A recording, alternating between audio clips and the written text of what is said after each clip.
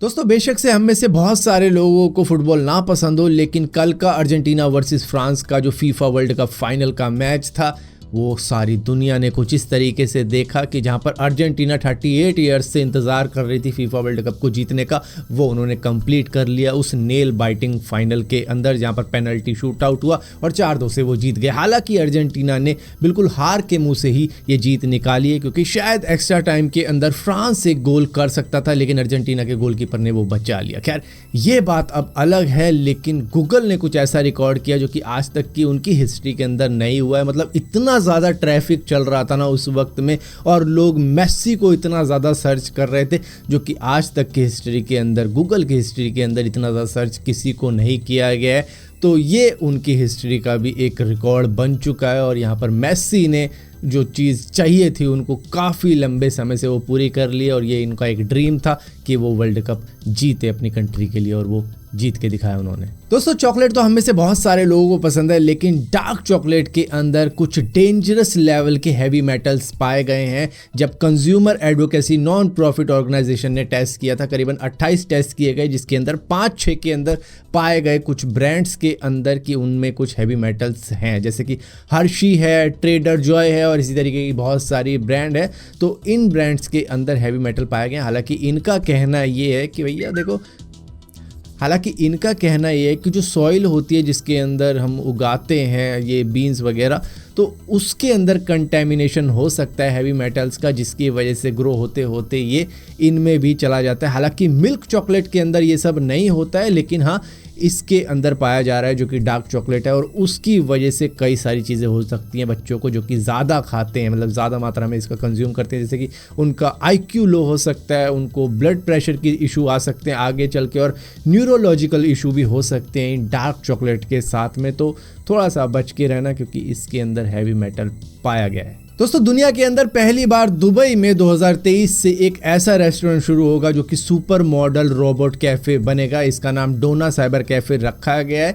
इसके अंदर असली की मॉडल्स की लुक लाइक वेटर्स होंगी, जो कि रोबोटिक होंगी, और उनका लुक्स बिल्कुल वैसा ही होगा जैसे कि असली मॉडल्स का होगा। तो ये काम करेंगी सर्व करने का आइसक्रीम, कॉफ़ी, और इसी के साथ साथ ये ग्रीटिंग भी करेगी कस्टमर्स को, कंपनी के बारे में बताएगी, कन्वर्सेशन भी कर सकती है, और इसी के साथ साथ ये कस्टमर्स को याद भी रख सकती है, और ये 24/7 खुला रहेगा, जिसकी वजह से ये शायद एक और टूरिज्म का स्पॉट बन जाए दुबई के लिए। तो मतलब खोले ही जा रहे हैं कुछ ना कुछ नया। और यहाँ पर दोस्तों व्हाट्सएप के ऊपर एक नया फीचर आ चुका है, जिसके अंदर अगर आप अपना कोई मैसेज डिलीट कर देते हो डिलीट फॉर मी करके, तो उसको आप अंडू भी कर सकते हो विद इन 5 सेकंड। मतलब 5 सेकंड की आपको विंडो मिल जाती है कि अगर आप करना चाहो तो कर सकते हो, और ये फीचर अभी है व्हाट्सएप के ऊपर अगर आपने अपडेट किया हो तो। दोस्तों आप सभी को मालूम होगा कि चाइना नेचुरल गैसेज और ऑयल के लिए सारे समुद्र को खंगाले जा रहे हैं अपने आसपास के, और उन्होंने बनाया भी है खुद का एक आइलैंड भी बनाया, जिसको आर्टिफिशियल आइलैंड भी कह सकते हैं। अब यहीं पर ईस्ट चाइना सी के अंदर उन्हें कुछ नेचुरल गैसेस मिली है, तो उसको निकालने के लिए भी उनके साथ में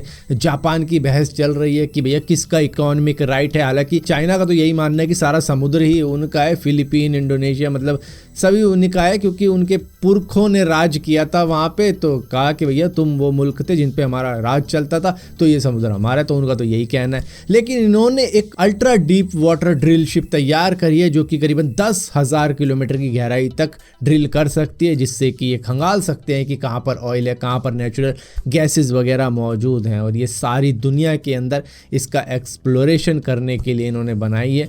हालांकि इनको करना चाहिए या करने दिया जाएगा वो एक अलग बात है, लेकिन इन्होंने बना दिए। खैर अपने आसपास के समुद्र के अंदर तो ये कर ही सकते हैं। हालांकि जापान तक के साथ में इनके रिलेशन ऐसे हैं कि वहाँ पर जापान नहीं करने दे रहा कि यहाँ तुम नहीं कर सकते। दोस्तों शायद आप में से बहुत लोगों को चैट GPT के बारे में मालूम चल गया होगा, और कईयों को ये मालूम नहीं होगा कि ये किस बला का नाम है, क्यों ये इतना ज़्यादा पॉपुलर हो रहा है। दरअसल ये ओपन AI ने तैयार किया है, और इसका जो आर्टिफिशियल इंटेलिजेंस है वो इतना ज़्यादा इंटेलिजेंट है कि क्या ही कहें, अब तक ऐसा किसी ने भी तैयार नहीं किया था। ये बिल्कुल इंसानों के जैसा बिहेव कर सकता है। मतलब अगर आप इसको किसी कोड लिखने को कहोगे तो ये बिल्कुल इंसान के जैसा कोडिंग कर सकता है। तो यहाँ पर सॉफ्टवेयर इंजीनियर्स की छुट्टी, और इसी के साथ साथ मूवी की स्क्रिप्ट लिखने को कहोगे या डायलॉग लिखने को कहोगे मूवी के लिए या किसी टीवी सीरियल के लिए, वो लिख सकता है, तो स्क्रिप्ट राइटर की छुट्टी। और इसी के साथ साथ कॉमेडी लिखवाने को कहोगे तो ये वो भी कर सकता है, और एकेडमिक क्वेश्चन वगैरह क्या सॉल्यूशन चाहते हो तो ये वो भी कर सकता है, जिसकी वजह से कई सारी यूनिवर्सिटी डर रही हैं कि इसकी वजह से शायद चीटिंग और भी ज़्यादा बढ़ जाएगी, कि मतलब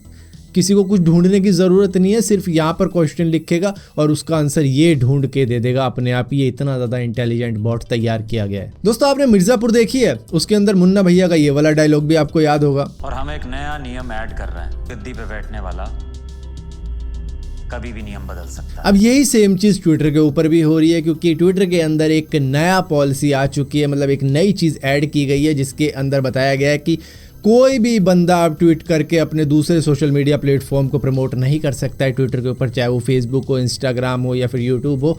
ये उनको सस्पेंड करवा सकता है ट्विटर के ऊपर से। तो भैया ये एक नई चीज़ ऐड हुई है जो कि पहले नहीं होती थी लेकिन अब होने लग गई है। अब क्योंकि एलॉन मस्क से काफ़ी ज़्यादा लोग दुखी हो चुके हैं तो उन्होंने खुद ही ट्वीट करके पूछ लिया कि क्या मुझे ट्विटर का CEO पद से हट जाना चाहिए और किसी और नए बंदे को लाना चाहिए। तो भैया 57.5% लोगों ने कहा है बिल्कुल तुम्हें यही करना चाहिए, तुमने बेड़ा गर्क करके रख दिया है ट्विटर का। वैसे तो दोस्तों हमारे पेट्स काफ़ी ज़्यादा समझदार होते हैं, कुछ थोड़े बहुत लल्लू लाल भी होते हैं, लेकिन इस डॉग ने कुछ इस तरीके से अलर्ट कर दिया अपनी छोटी सी मालकिन को कि पापा आने वाले हैं, उससे पहले ही तू टीवी बंद कर दे और होमवर्क में लग जा।